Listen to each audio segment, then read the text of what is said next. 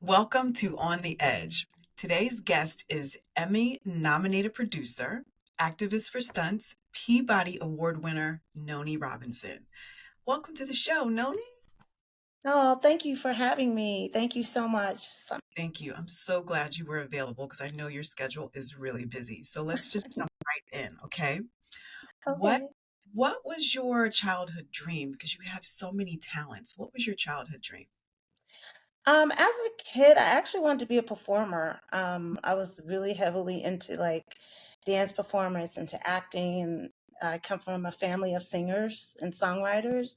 And so music is actually my first love. And so I wanted to be an artist. That was my first dream that I wanted to be. Mhm. So what was your first break into the business? Like, how did you get in? Was it dancing, singing, acting? What was your first job and your break? Well, I think the singing part for me, like as a singer songwriter, a lot of my friends are, Grammy Award winning producers, but they all come from the church. So, you start in the church and then they know who the singers are, then you get called for sessions, and then that's how you get put on albums. And I've Mhm. sang background for a lot of different artists like Christina Aguilera and What? Justin Timberlake. Yeah, I've done a lot of recording and writing. So that's like the other side of my life, other than film and TV. But I started through a program called Yes to Jobs, and it stands for Youth Entertainment Summer. And Oh, they came to my high school at Dorsey High School, South Central Los Angeles, and they were telling us that you could be in an internship for the entertainment business. And I was like, oh, where do you sign up? And I think I was in 11th grade at that point. So maybe 10th grade, because I was only like 15. So my very, very first job, I wanted to work at a record label, but they put me at MGM's film and tape library working for Ted Turner. So that was my very first job at the age of 15. And they tell you, like, oh, shadow all the executives, go and ask them what their job is. And I got to sit in all the meetings. I got to see the film and, the vault from like Judy Garland and Mickey Rooney and all the stills from all the Turner Classic Film. I mean, it was just like, oh my God, it really opened up my horizons, said, oh, I wanted to be in music, but this is actually pretty cool. I like this. So that's kind of what got me interested in film and TV. oh my goodness. If I had have known that you were a singer, girl, I would love you to sing us a little tune. Oh God! And then other singing friends are like, "We didn't know you did films." So I never knew. I never knew. Okay, yeah. so Ted Turner. Oh my goodness, that's huge. What do you have a favorite area of production that you'd like to work in? Producing, directing, writing? Like what is your favorite area? I absolutely am a producer. I was born for that. Hmm. And a lot of my mentors at HBO, and I spent like nearly 2 decades working there, they would always say, like, in our sessions, like, you are a producer, you're a producer. And at the time I was like, no, I'm not. I'm a development executive. Like, I want to be in development. I want to, so I worked in a lot of different areas there, and I had the opportunity to do it. It was an honor to go from division to division to see like what where is my place in this. Mhm. And so you work on a trajectory to get to where you really want to go. And I finally made it to development, and I was just like, I don't think this is for me. Like, I don't know that. So it was like a weird feeling of having worked my way up to a place, and once I got there, it was just not what I expected. I was like, I feel like I'm boxed in. I felt like I can't be at a desk 24 hours a day, sleeping with my scripts. And, it's because it's not just a job, it's a lifestyle, it's a career. A lot comes along with being an executive. I mean, these people are like geniuses, who Mhm. run the studio. So it's a very demanding, high powered, fast-paced environment, quick thinking, and definitely putting out a lot of fires. And I'm sure people have seen The Devil Wears Prada. That's kind of how your first day is. Really? Yeah, you have to work your way up, and that's what I did all these years. So, in being a producer, can you just break that down? Because people may not know, and I know there's many, there goes my light. I know there's many different types of producers. What There type are. of producer do you want to be, and what type of producer are you? For me, I feel like I'm in my lane because I'm what you would call a capital P producer.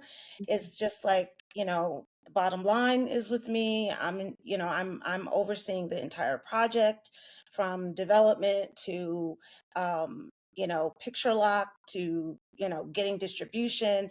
I mean, that's like a huge, huge job, but I feel like working at HBO and development and films and production, it literally taught me how to be a capital P producer, to get all the contracts done and how to negotiate with the attorneys and how to get, production companies. So it's the business part of filmmaking, because it's like 99% is business and like the 1% is entertainment. So you call it entertainment business, and Right. it's like mostly business. It's the 1% you see of the talent, and that's why when you see, film credits, it's like 300 people getting, you know, that had to touch that one project just to get it out. That's how many people it takes to really get a project done. And a capital P producer, we hired the director, we fired the director, we hire, I mean, we have to figure out what is going to be the best for this particular project, and how are we going to navigate it. Everyone looks to you. You have the last say. So it's like if something screws up, it's on you. That's the pressure that you have. Like, I'm carrying a whole team on my back, and I have to make sure that everybody's doing what they need to be doing, because if we're spending money every day, you as you know, on set, like, time is money. So if we're on set and we're not doing what we're supposed to be doing, we're wasting money. And as a producer, it's my job to make sure that we stay on budget and we don't go over. And if we do have, we have fringe benefits on the, but there's a lot going on in your head. Like, can we afford 10 more minutes, or can we afford, especially in independent filmmaking, it's a lot different because there's no studio giving you a check saying, oh, go make this film, or oh, go make this. It's like you have to fundraise, you have to get donors, you have to get um, investors, you have to, friends and family, you have to be your own investor. I mean, when you think about Spike Lee's, like, on Ooh, Do the Right Thing, I was like everything, craft service, the director, the producer, the everything. And you literally, I feel like as an independent producer is like the hardest job I've ever had to do in my life. Like, nothing, it surpassed everything that I did in my entire career. Sitting in that producer seat is what really, like, took the bakery for me. oh, you mentioned fundraising and getting investors. How do you go about doing that? And is it challenging to basically pick up that phone and say, hey, I need money? How do you do that? You know, the great Whoopi, which she'll just be like, I'm just Whoop. But, Mhm. she told me, she was like, you have to ask everybody. When you have an important story to tell, you have to just put it out there what you need, because everybody's not going to say yes. You're going to get a lot more no's than you get yes, but you have to ask everybody, Mhm. because you don't know where it's going to come from, and you have to, it's a lot of grants, that you have to fill out, finding the grants, getting a grant writer, deciding if you're going to do the grants yourself. And then there's different, things that you can do to raise money, having like shorts, putting it into film festivals. I mean, it's a lot that goes into it. And especially when it's not a low budget. I mean, documentaries are considered low budget, but there are some documentaries that are like, I don't know, like the Michael Moore films and the, um, several years ago that he did. Those are like blockbuster documentaries, Right. um, like the 911 documentaries and things like that. But most documentaries are like journalistic, just journalism. You're getting the breaking story, breaking news is, oh, that's happening. Can I get this? Because you may have a topic that you want to talk about, um, as a creator, which is getting me into directing because what I love about directing is the creativity. I don't feel like I feel like my business head is my production side of things, being a producer, but I am a creative. I create. That's what I do, and I feel like I shine in that because I can take an idea that comes and I see it and I go for it. I have to put on these little blinders because sometimes people will try to talk you out of, what you see or what they think it could be. No, you just have to go with what you have. And like I was mentored by Mr. Sidney Portier. He mentored me while I was shooting a project on stunts. And he really motivated me to just don't be humble, in a way that's just like you have to put yourself out there because if you don't, you get overlooked. And my personality, it's like that's why I wanted to be behind the camera because I don't want anybody to see me. And I don't want to be seen, I don't and then I become this poster child for stunts and just, you know, being an advocate for my grandfather's legacy that I promised him, that Yes. because he was in entertainment, but it's I was always on the other side of it. When I started working at age 15, I was on the business side of it, learning the business side of it. I wasn't in front of the camera like he was. So I know that your grandfather, Ernie Robinson, was a stunt coordinator, and I know that you're working on a documentary about stunt performers. You've been such a huge advocate. Can you tell us what sparked that and why did you choose to do this documentary? You know, um, I just grew up in an entertainment family because on my father's side it was the music side, and then on my mom's side it was the film and TV side, where my grandfather was in film and TV, my mom was in film and TV, um, and literally I grew up listening to the stories that my grandfather would share in the 1960s about how they had to stand up for their rights, civil rights, Mhm, even in the entertainment industry, and people like Sidney Poitier and Harry Belafonte became huge advocates, for them to have diversity and inclusion and equity, which, right now in this country, we're kind of feeling like we're losing that. mhm, But, there was a civil rights movement that happened in Hollywood that has never been told before. And for me, knowing my grandfather's career that he had and the injuries that he sustained and how he trained, the majority of the stunt pioneers, he trained them, how he mhm, worked with the absolute best in the business, Bud Eakins and Kerry Lofton, who kind of took him under their wing. And they were just like the gods of stunts. So it mhm, was like he just kind of had something special that he was able to connect with them and be mentored by them.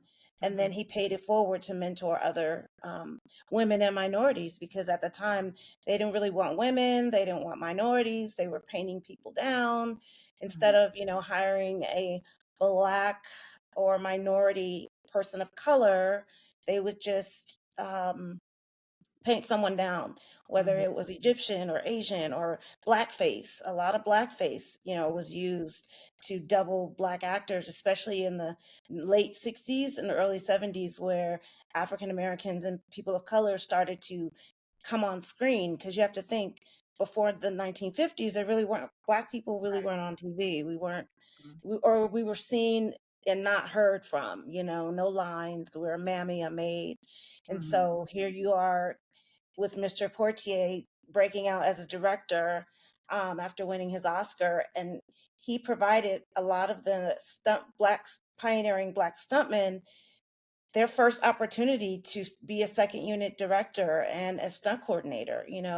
From my grandfather on Uptown Saturday Night, he coordinated that film, and Henry Kingi, the legendary Henry Kingi. legendary. Um, my grandfather, I call them the three peas in a pod, and it's Ernie Robinson, Greg Elam, and Henry Kingi Sr.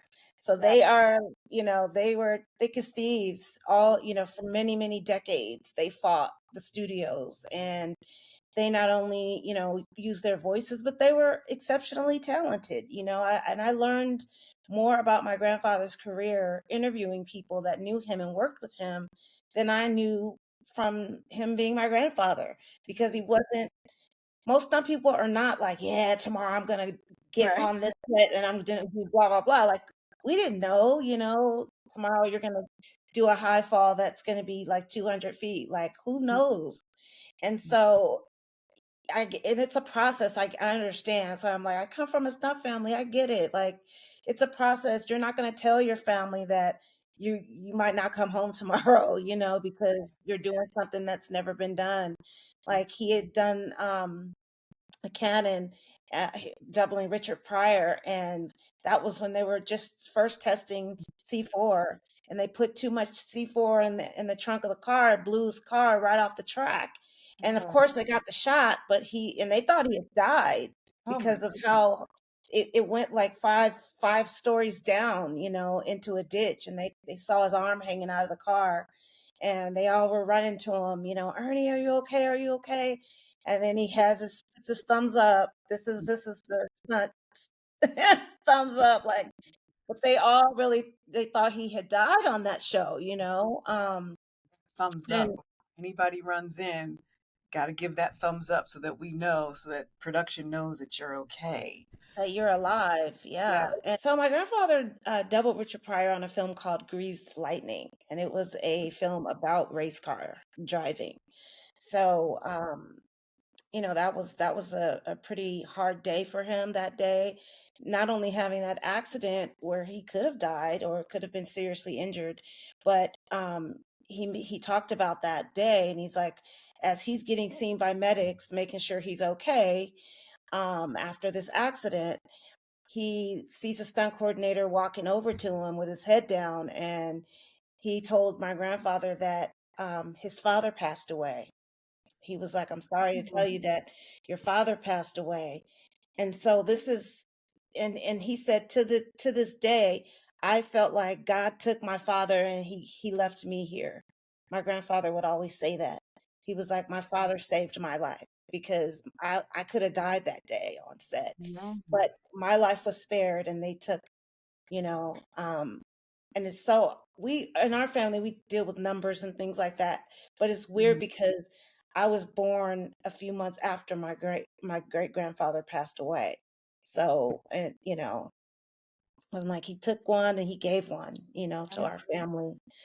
But yeah, so my grandfather was, the very first Black stunt coordinator and second unit director. He coordinated Jeff Bridges' first film, Halls of Anger. Oh my And goodness. I mean, he's just, I learned so much about him from other people. It's just incredible, and of course he did Miami Vice, where he was stunt coordinating with Paul Knuckles on that show, and he was a series double for Philip Michael Thomas on that show. Mhm. And that had a lot of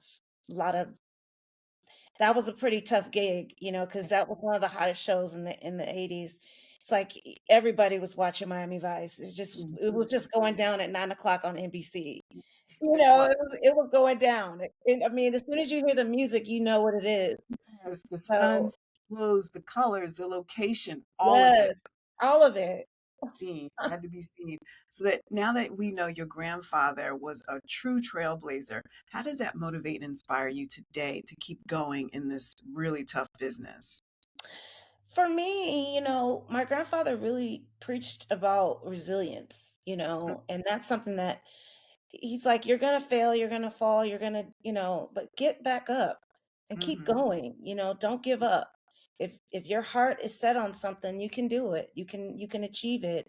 And he was like pretty much basically my psychiatrist too, because I would talk to him all the time about my work and like how stressed out I would be, and he would talk about, we would just have a ball. I mean, he was so cool. He wasn't like some old grandpa that can't move around. He still played basketball, and he just was lively. Like he was a young 77-year-old man, my grandfather, and I just adore him. And when he passed away, I told him, because he was waiting for me, and as soon as I walked in this room, he's like, "Where have you been? I've been waiting on you." Because I prayed, I was like, "Lord, please let him wait on me. Gotta see him." And I told him that day, I said, "I will not ever let your legacy die. I will not ever let your legacy die. Whatever I have to do, people are going to know who you were, and they're going to know the name Ernie Robinson." And that's what motivates me, especially in stunts. And it's been challenging. I mean, it's all challenging, very much so. And you never really quite know the story you end up with after you interview people. It's you have a story. A documentary filmmaking too is like you have a story in on paper or in your mind that you want to tell, but as you start to interview people and you start to learn more and the story opens up, that narrative sometimes will change and it will alter what Mhm. the end result of the story would be. But it's really, I want to really make sure that I honor my grandfather's legacy, and also Henry Kincey Sr. and Greg Elam, who are just legendary. And they were the closest with my grandfather and stood beside him, for every dangerous thing that happened. They were there every step of the way in their own journeys as well. And, as they're legendary too. So it's like that they didn't come to play. No. So They did not come to play. in mentioning Greg Elam and Henry Kincey, they also are trailblazers still in this business. Yeah. We just honored Henry Kincey last weekend at the World Tourist Awards, and Yes. if you don't know about it, look it up. The World Tourist Awards is our version of the Oscars. It's a huge honor to be Yes. Oh my God. an organization. I mean, you had such huge mentors in your life. How did you manage challenges, and what were they? Like, how did you manage these challenges that you were faced with early on in your career? Um, for me, it was having support, Hmm. because you just have to ask. You just cannot, in this business, you cannot assume you know the answer. You have to ask. You cannot be the smartest person in the room. You cannot, because you are not going to make it. You have to be able to say, "I don't know what the heck I'm doing. Can you tell me what this is?" Love it. And just look, I don't know what it is. I just need to know what it is. Tell me what it is, and Hmm. I'll take it from there, or I'll do, X, Y, or Z. But you can't be afraid to ask. You can't be afraid to, the only dumb question that you don't ask is basically the one you don't ask is the only Right. one that, like, you can't be ashamed. You have to raise your hand and say, "Hey, I need help. I don't know what this is for." Because Mhm. there's no way one person can do everything. That's why you have a team, and you have to lean into your team, which for me was very challenging, because I've always been, you know, pro- proactive, and I will get it. Like I was taught, if you want something done, get it done yourself. Mhm, And mhm. so I was doing, like, I had like 89 jobs, and I could tell it was wearing me down. Like I am out of it, and you have to Yes. really protect your mental health space too in all of this, because it's very stressful. You're dealing with the press, you're dealing with the media, especially, it's like most people can make films and make projects, and then you don't hear about it until it comes out. Well, Mm, because there are so many breaking stories and breaking news and breaking barriers with stunts, I've had to be vocal ahead of time, doing entire press junkets with, Variety and Deadline and um, the Hollywood Reporter. It's a lot of pressure. So you have to be able to navigate, and then you have to be able to forgive yourself when you screw up, because you will screw up. It just yes. happens. Like, I totally, like, screwed that up. And if you can admit that and just be okay with it, and Mhm. not be so hard, because it's like when you're a perfectionist, it's kind of like, yeah, I don't feel right about that. I'm upset. Yes. You have to let it go and move on. Like, it's been fixed, move on. Just get over it. Cry about it later if that's what you feel like you need to do, but let's move on from here. So Is that that's how you how I've deal? handled the Okay, I'm adversity. I was going to ask you that. How do you deal with when you make a mistake? And um, like, how do you move past it? But you mentioned, hey, if you have to go home and cry, write, journal, work out, then that's what you do, and forgive yourself because everybody makes mistakes. We all do it. And it's like, Yeah. if you don't make mistakes, you're not doing it right. Right. Honestly, because my grandma used to say, when you buy something, when someone buys you something, it's one thing, but when you buy it for yourself, that's another thing. So wisdom, if you earn it yourself, it's going to hit different. And that comes from making mistakes and getting back up and saying, okay, well, that didn't work. So let me, you know, get back to the drawing board. Yes. We all learn and making mistakes. It's like building those foundations of, okay, that didn't work, move on. That didn't work, move on. Next thing you know, you're Nonie Robinson. Oh my gosh, no. And I still feel like a student, I still feel like a student. I'd love to be mentored by, my absolute favorite director, one of them, Steven Spielberg. Oh, That would just be like a dream come true. Like that has just been my driving force. So we'll see what happens with that.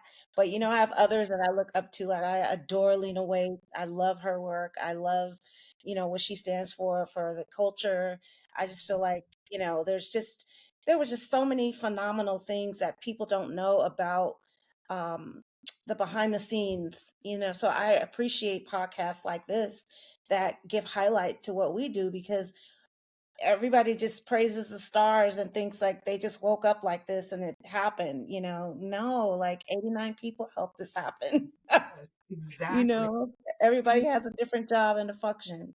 Exactly. Well, because you mentioned mentors, what other mentors have you had that have guided you on your path to becoming a producer? Well, for sure, Mr. Portier was a huge, huge, huge mentor. I just never could have imagined meeting him and talking to him and having his wisdom. Mhm. Quincy Jones too. I mean, even Whoopi, whenever I reach out, it's always, well, you got to keep going. You got to, get this done wherever you can. And it's just, I never, when you get to a certain place and you're like meeting with certain people, you feel like, okay, this is like the top. There's nowhere else to go. Like, who else are you going to call? Like, Yeah. Jesus, that's the next phone call after these people, like there's nobody. And so I just feel incredibly humbled. I feel like my grandfather's watching over me because there's no way. I just feel like it's being blessed. I don't call it luck. I call it being blessed Yeah. because to have the wisdom of, even Mr. Lou Gossett Jr., who's a part of my film, but Mr. Gossett, invaluable. Um, Q was just, oh man, he was incredible. And Mr. Portier, and there's several others, that have walked me through. Greg walked me through. Henry Kinji walked me through. Talking to them and sitting down and saying, okay, how do I break this down? What actually happened during these times? Because these are stories that I'm hearing firsthand accounts. I wasn't there. I'm like the third generation down because my mom was there, so I can talk to her and get some stuff from her. But the ones that were actually on set with him, with my grandfather, Greg and Henry, side by side, this is what we did. When we picketed Honda, we did this. A lot of things that they pulled together, and I want people to celebrate the unity that can happen if we provide a community for one another. Yeah, I've seen you and Greg out there on the picket lines years ago when we were on strike. Gosh, what was that? Early 2000s, I believe, on Wilshire Boulevard. I remember being Yeah, out there with both of you. And Greg is a whole nother chapter. I I mean, know, an amazing one. exactly all the things that he has done, Greg Elam, all the things that he has done for the stunt community definitely deserve a life achievement award or something. Let's just put that out Yeah, there, Greg. And then please. you, yeah, Yes, and then you working with Steven Spielberg, let's put that out there into the universe that you will get to work with him and be mentored and work on many, many projects with Steven Spielberg. I received That that. Yes, definitely, definitely. So what are you working on right now? Like what projects are you working on? Well, I'm working on a few that I can't really talk about yet. I'm Part that. working on I know, it's like I'm working on, 2 documentaries, a feature, and a short film. What all So, at once? yeah, I What? know, it's so Mm, insane, and it's really it's crazy. Like it literally is because like one project is in post-production, the other one is in development, and the other one is in pre-production, and then we're still working on the script for another project. So it's just a lot, but I'm attracted to like true stories. I'm attracted to real stories. So it's like when I find something and it just, I don't know, I just have this, I just know it when I get a story and I'm like, oh, that's a story. This needs to be told. Let's tell it. That's, and I have to remind myself, like, when I get tired or when I feel like, oh, I can't go on, I have to remember that I actually get to do this. I don't have to do it. I get to do it. And it's a privilege. And I thank God for the opportunities that I have and for the projects that I've been able to work on. I never imagined being a part of an Emmy nominated project and Peabody Award winning project and like all of that. And it's just, but when you think about working from 15 years old, it's like I've paid some pretty hefty dues. Yes, you have. For What a lot of the years. what projects have you worked on that were Emmy nominated? One that I worked on in 2022 went to Sundance Hmm. and it premiered on Showtime and it was called We Need to Talk About Cosby. So it was the documentary. W. Kamau Bell was the director, and I was a part of that episode one, which was that was the episode that was nominated for 4 Emmys, Oh my goodness. and we all became Peabody Award recipients from that project, Okay. and it was just like unexpected. When I got the call to be a part of the project, I immediately just something instinctually was like, yes, you have Hmm. to talk about you have to talk about this. You have to be a part of the conversation. And so I was just so thankful, to the Television Academy, to W. Kamau Bell, all the other producers that worked on that project. And it was just it was an amazing experience. And I was able to stay. I liked it because I was able to stay with in my lane, but I was also stretched too because I Uh-huh. had to be behind and in front of the cameras. So Hmm. which in front of the camera is always a stretch for me. I'm like, okay, I don't. Are you sure you need my footage? Because if you don't, it's all right with me. But that was like a game changer for me and a career, moment in my career where I'm just like, wow, I can't believe this is really happening. And so I've just kind of been on humble street since then and just trying to work with my head down and get things done and get these projects in order because it can really be taxing 70, 80 hours a week. And then as an independent, it's like it's nobody coming to save you. If you don't get this done, it's not gonna make itself. So you find yourself working at 3 a.m. when you get up and you're just like, okay, I can't go back to bed. 3 a.m. From 3 a.m. to 7 a.m. And then you have calls and meetings and it's a lot of Yes. things, moving pieces, and you find yourself working on weekends. You don't have the life that you can go out and schmooze and it's like, no, if I don't have a table read for this, I have a editing session for that. I can't be everywhere at the same time. So I tend to only go to events if I have to. If I have to go. And I'm trying to work on that to Uh-huh. where I can like let my hair down a little bit and like show up to some events and start because you got to mingle and you have to network too. So, and that's my weakness right now. I'm trying to fix that at this moment. I can help with that just a little bit. Yes, please do. I would love that. So you have so many things on your plate. How do you stay motivated? What gets you going? What do you do? Do you work out? Do you drink green smoothies? I mean, what do you do? You know what actually really gets me going is progress. Every Okay. time I see, like for me, it was like, I need to know that this is really happening and that this is not just, oh, I'm just working on some random passion project no one's going to care about. And then I'll get a call like, oh, Whoopi said you could come shoot her on blah, blah, blah day. Can you make it? And I'm like, of course I can, Yeah. or Mr. Gossett will come and say, Mr. Gossett is saying yes, you can. So I always get these signs and it's like breadcrumbs along the way. Or Mhm. I'll get, a reporter that will call and say, hey, can we interview you about X, Y, and Z? And so those are like my moments where I'm like, I know I'm on the right track. That helps. As long as I know I'm on the right track, I know I'm walking in purpose and I'm doing what I'm supposed to be doing at this very moment because I'm seeing progress happen. And it's not always, you know, everyone seeing, a lot of people see me and don't know what I do. I've walked on my own sets at times, and some, the uh, a new DP or a new sound person is like shaking my hand. So, what do you do on the project? And I'm like, oh, I'm the producer. It's nice to meet you. And it's just so it just I feel motivated by progress. That fuels the fire. When I see it's moving, and I'm like, oh my God, this I got. Mhm. When my phone calls are getting answered and they don't have to be, that lets me know, okay, this is something. Let me do this.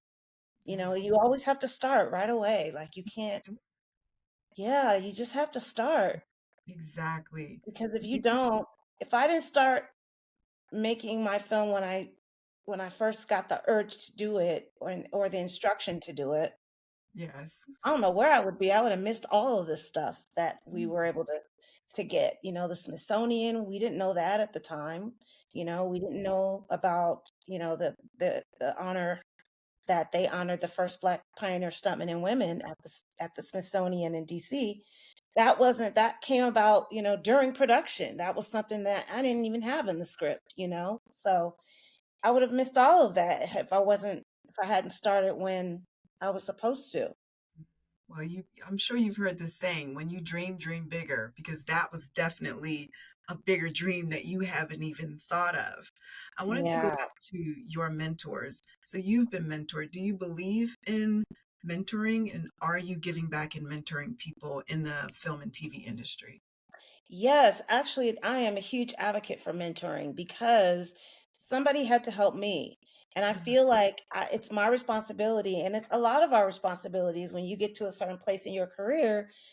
Are supposed to turn around and help the next person up. Or if you see a new filmmaker and you're like, oh, did you know about this resource? Did you know about this skill? Did you know that they'll give you funding if you do this? Or, do you have a grant writer? Do you have an archival researcher?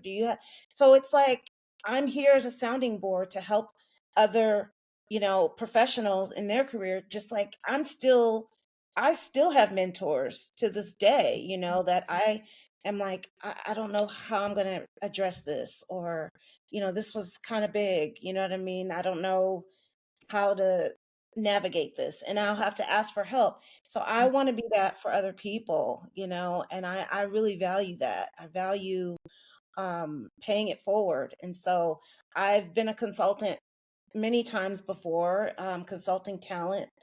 Mhm. And then I stopped doing that when I just started doing filmmaking full time.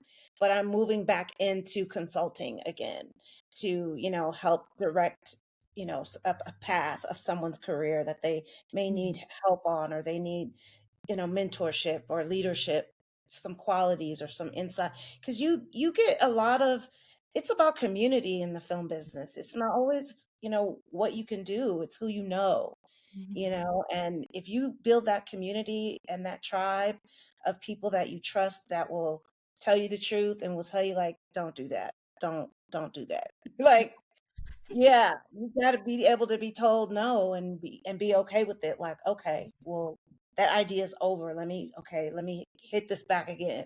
You got to be okay with that. So, I really value it, and I'm always open to mentoring other professionals. I love it. I love it. Okay, one more question for you. Or Okay, maybe two. Maybe two. okay. What has been one of your happiest moments in your career thus far? One of my happiest moments is becoming an independent filmmaker. I found my mojo, like I found my purpose. That was Mhm, like I had to go through all that I went through. I had mhm, to, work my way up. Yes, I started as an intern and mhm, then worked my way up, in the business all these years from age 15. So and I was now that I look back in hindsight, I'm like, wow, thank you, Lord. Thank you, God, for like allowing me to work in all these different departments so that I know where I want to be. Like that's the thing that I tell a lot of college students because I have interns now myself. And I'm just like, try everything because what you think you may want to do may not be what you end up doing. Like I wanted to be in development and was like, oh no, I'm gonna be this big development executive. And I loved what I did at the time, but I was just like, you're right. The mentors that were telling me I was a producer was right, but I guess I had to find that out on my own. mhm. And once I found it, found out that that was it, I was like, this is it. I you know. love it. I love it. Okay, one last question. Okay. Do you like to cook? And if I so, love what? to cook. Oh What my do you God. what do you like to I cook? love to cook. Like, I lived in Texas for like 12 years. Mm. And You? No, I don't. No, no, no. That's the only thing. I mean, I could throw some stuff on the grill, but as far as like barbecue, barbecue down, no, I don't. I'm not the grill master. But like I come from a family where like Sunday dinners are important to us. So, growing up, my mom always, my grandmother, my mom always cared about Sunday dinner. It was like all of our family would get together once a week and have like soul food, Mm, dinners. And so we would cook all day, like mm, preparing food on Saturday for Sunday dinner. It was like a big thing. We went to church and we had Sunday dinner as a family. And so I just love cooking. I love baking. I love cooking. I've really been like working on my Caribbean skills lately with Jamaican food, and um, that's like one of my favorite things. And then like I've been into like Indian food, the curries and stuff like. I'm addicted to it. I can't. I have to have like the curry. oh, so I can go eat. All sounds so good, Noni. I so You have the appreciate best chocolate chip cookies ever. You're quite the baker yourself. you. Thank you. Okay, that's hilarious. Thank you very much. I appreciate that.